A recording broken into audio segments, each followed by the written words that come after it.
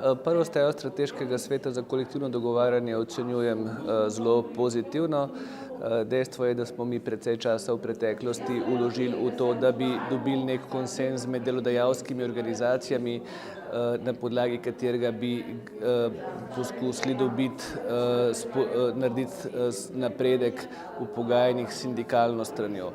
Delodajalske organizacije so žal odstopile od že skoraj dokončnega dogovora, tako da iščemo podporo v drugih sredinah in na današnjem strateškem svetu smo dobili močno podporo oziroma ne samo to, tudi obvezo, da se začnemo pogovarjati s sindikati in da stvari premaknemo z mrtve točke.